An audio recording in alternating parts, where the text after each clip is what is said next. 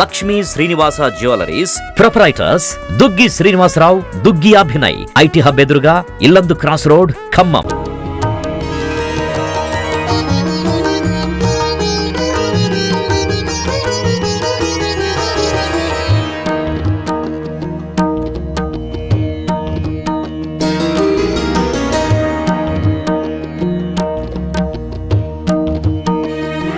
నమస్తే, welcome to Suman TV Khammam. నేను మీ శిల్ప. శ్రావణ మాసం మొదటి ఆదివారం సందర్భంగా మైసమ్మ తల్లి గుడిలో మనం ఈ రోజు ఉన్నాము. సో శ్రావణ మాసం అనగానే అందరికీ తెలిసిందే, ముఖ్యంగా మహిళలకి చాలా పవిత్రమైంది. లక్ష్మీదేవి అమ్మవారి పూజలతో పాటు గ్రామ దేవతల్ని కూడా కొలుచుకుంటూ ఉంటారు ఈ శ్రావణ మాసంలో. వాళ్ళు మొక్కుకున్న మొక్కులకి ఈ శ్రావణ మాసం రాగానే ప్రతి ఆదివారం, అంతేకాకుండా శుక్రవారాలు బోనాలు చెల్లించుకుంటూ ఉండే సాంప్రదాయం మనకి ఎప్పటి నుంచో తరతరాలుగా వస్తూ ఉంది. సో ఈ గ్రామ దేవతలకి బలిదానాలు అంటే కోళ్ళని కానివ్వండి, మేకల్ని కానివ్వండి, వారు మొక్కుకున్న మొక్కుల ప్రకారం కోరికలు తీర్చుకుంటూ అమ్మవారి దగ్గరకు వచ్చి మా కోరిక తీర్చినందుకు కాను వారు సమర్పిస్తూ ఉంటారు అమ్మవారికి. అంతేకాకుండా బోనంతో పాటు కోడి కానీ మేక కానీ వారి సాంప్రదాయం ప్రకారం. సో ఈ నేపథ్యంలో మనం ఈ రోజు ఖమ్మంలో ఉన్న ఎంతో ప్రాచీనమైన శ్రీ మైసమ్మ తల్లి దేవాలయం దగ్గర ఉన్నాం. చూద్దాం అసలు ఇక్కడ ఈ రోజు అంటే అమ్మవారికి ఎంతో ఘనంగా జాతర జరుగుతుంది. మొదటి ఆదివారం వచ్చేసింది. ఇలా ప్రతి ఆదివారాలు జరుగుతూ ఉంటాయి. కానీ శ్రావణ మాసంలో జరిగే వచ్చే ఆదివారాలు మైసమ్మకి అంతే గ్రామ దేవులకి చాలా ప్రధానమైనవి. సో చూద్దాం, ఇక్కడ ప్రజలు ఉన్నారు. సో మైసమ్మ తల్లితో వాళ్ళకున్న సెంటిమెంట్స్, అంతేకాకుండా ఇలా దేవతలకి వాళ్ళు కొలుచుకునే మొక్కులు కానివ్వచ్చు, ఎలాంటివి చేస్తూ ఉంటారని వాళ్ళ మాటల్లో వింటాం. చూడొచ్చు మనం అమ్మవారి ఎదురుగా దాన్ని పోతురాజు రూపం అంటారనమాట. సో ఏదైనా మనం మొక్కులు మొక్కుకున్నప్పుడు అమ్మవారికి సమర్పించుకోవాలి అంటే కోళ్ళు కానీ మేకలు కానీ అమ్మవారికి మొక్కులు అక్కడ సమర్పించుకుంటూ ఉంటారు.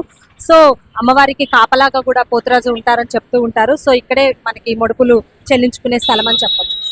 చూడొచ్చు మీరు అమ్మవారి ఈరోజు ఆదివారం కావడం స్పెషల్ గా శ్రావణ మాసాల అమ్మవారి అలంకరణ అయితే చాలా స్పెషల్ గా ఉంది అని చెప్పొచ్చు. సో చూడొచ్చు వెండితో అలంకరణ, అంటే అమ్మవారు ఎప్పుడు మొహం ఆ వెండితో అలంకరించబడి ఉంటుంది.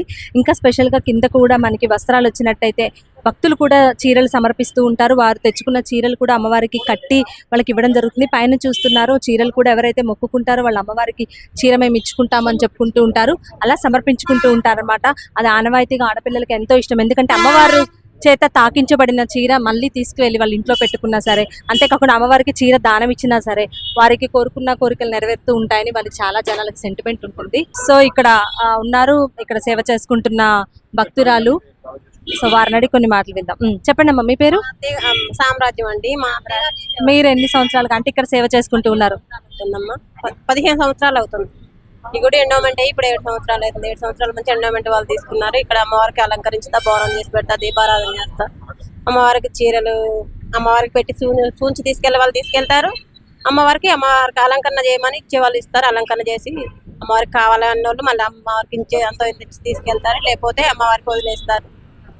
చాలా పవర్ఫుల్ అని చెప్పేసి ఒకసారి వచ్చిన వాళ్ళు మళ్ళీ పదే వచ్చి అమ్మ మాకు మంచి జరిగింది అని చెప్పేసి చెప్తారు. ఓకే, అంటే ఎక్కువగా స్పెషల్ గా ఎలాంటి సెంటిమెంట్స్ ఇక్కడ భక్తులు వస్తూ ఉంటారు?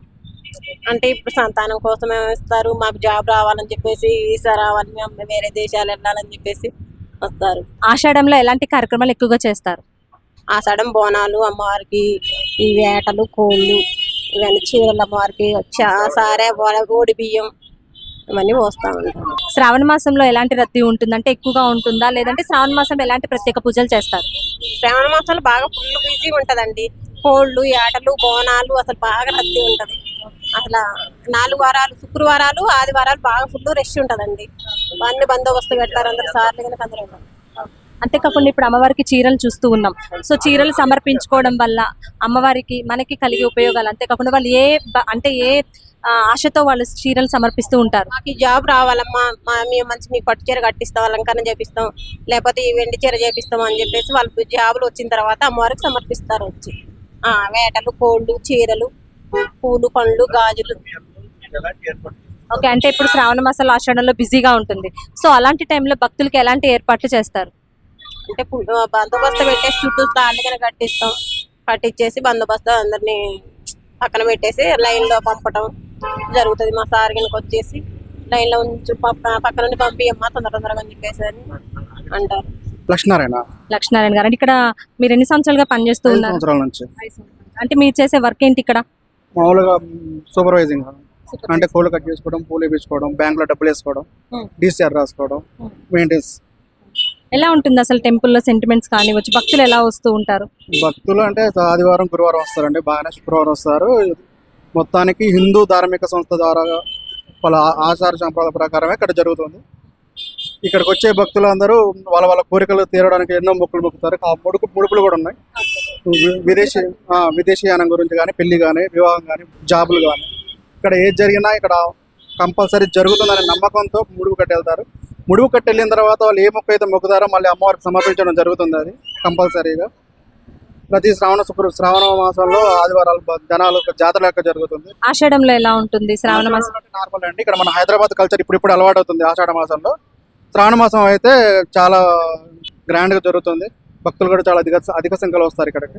అంటే ఇప్పుడు భక్తులు వస్తూ ఉంటారు, సో శ్రావణ మాసంలో అధికంగా వస్తుంటారు. వాళ్ళకి ఎలాంటి సదుపాయాలు కలిగిస్తూ ఉన్నారు? ముఖ్యంగా వాటర్ ఫెసిలిటీ ఉంటుందండి భక్తులకి. తర్వాత భక్తులు క్యూ లైన్ పాటించేటట్టు చేస్తాం, ఇబ్బంది లేకుండా. ఇక్కడ కోల్డ్ కటింగ్ కూడా ఒక క్యూ లైన్ ఉంటుందండి. వెనక వచ్చిన వాళ్ళు ముందు వచ్చిన వాళ్ళు దర్శనానికి పోకుండా, జనాల మధ్యలో గొడవలు జరగకుండా చాలా పద్ధతిగా చేసుకుంటామండి. ప్రతిదీ హిందూ ధార్మిక సంస్థ ప్రకారం. అలాలు కూడా చేపియం మేము. ఇక్కడ బోట్లు కూడా పెట్టేస్తాం వాళ్ళు. తర్వాత ఆ శ్రావణ మాసంలో అమ్మవారికి శాకాంబరి అలంకారం చేస్తాం. ప్రతి 2వ శుక్రవారం అన్నా 3వ శుక్రవారం అన్నా. ఇప్పుడు 3వ శుక్రవారం చేస్తున్నాం. 8వ తారీఖు ఉంది శాకాంబరి. తర్వాత దసరా ఎలా చేస్తారు శాకాంబరి అవతారం? అంటే కూరగాయలతో, పలు రకాల కూరగాయలు, పండ్లు, పూలు వాటితో చేస్తామండి.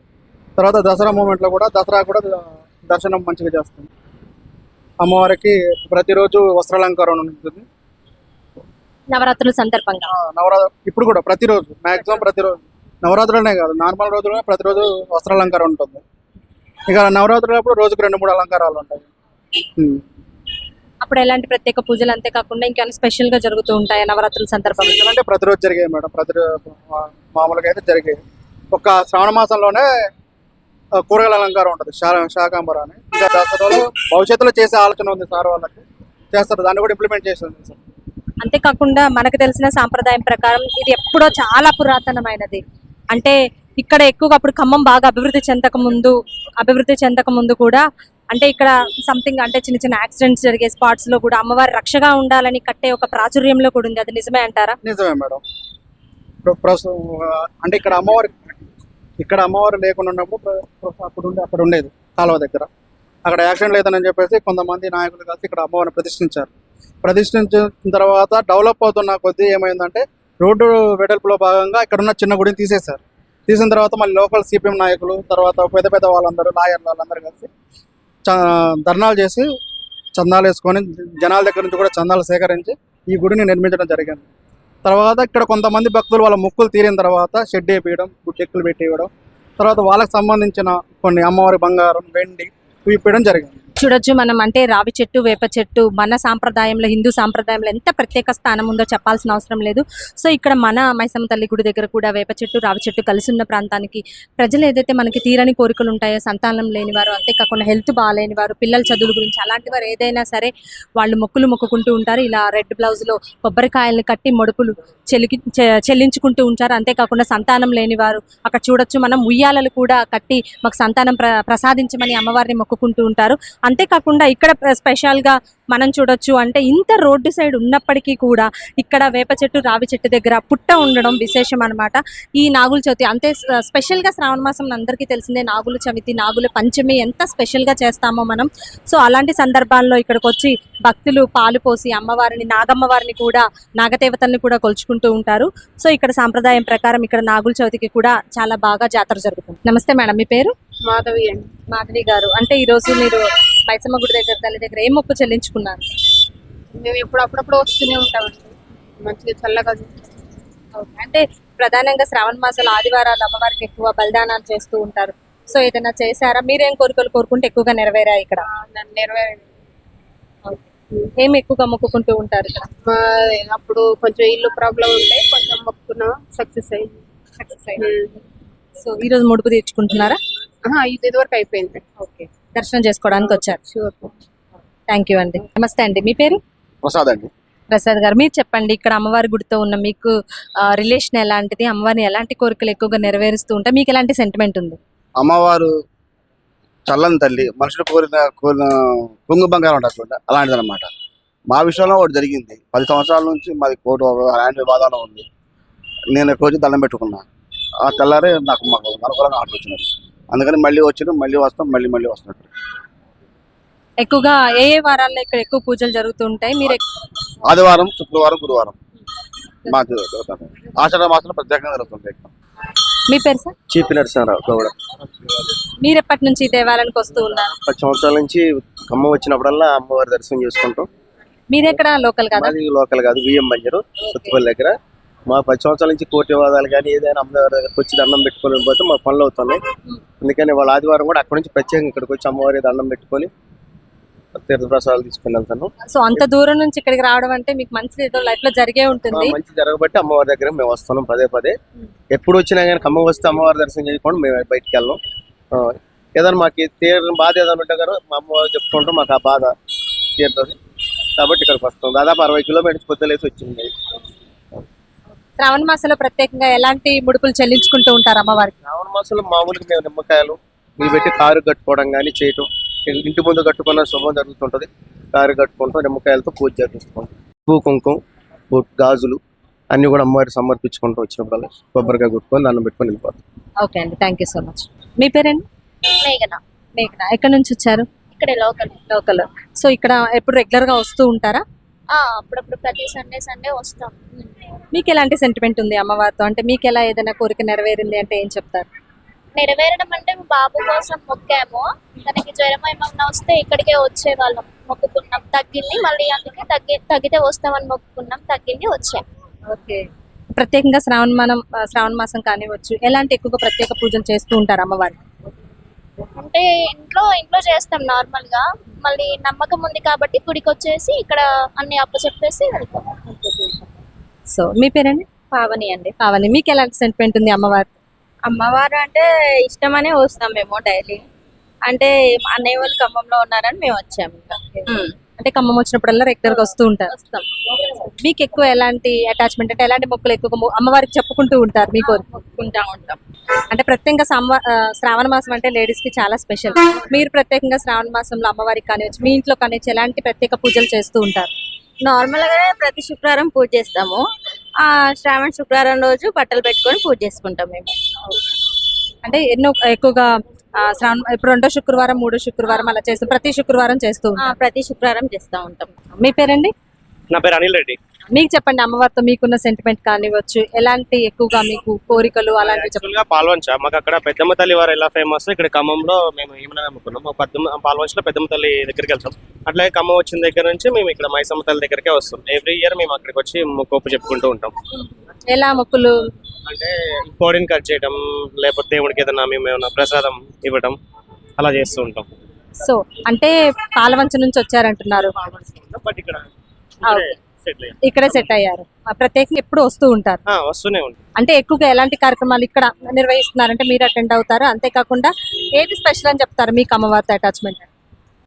ఇక ప్రతి ఆషాఢ మాసం కానీ శ్రావణ మాసం కానీ అట్లా ఫెస్టివల్ టైంలో మేము టెంపుల్ విజిట్ చేస్తూ ఉంటాం. ఎక్కువ ఫెస్టివల్స్ టైమ్స్ లో ఇక్కడ హడావుడిగా ఉంటుంది, ఎక్కువ భక్తులు కూడా వస్తూ ఉంటారు. ఓకే, చూసాం కదా ఈ రోజు శ్రావణ మాసం సందర్భంగా మొదటి ఆదివారం రోజు అమ్మవారు అందుకుంటున్న సేవలు. సో మనం చెప్పుకోవచ్చు ఖమ్మంలో ఎంతో ప్రత్యేకమైనదిగా ఈ దేవాలయం. అంతేకాకుండా ఎప్పటి నుంచో పురాతనంగా ఉండి ఖమ్మం ప్రజల్ని రక్షిస్తూ ఉన్న అమ్మవారు అన్నమాట.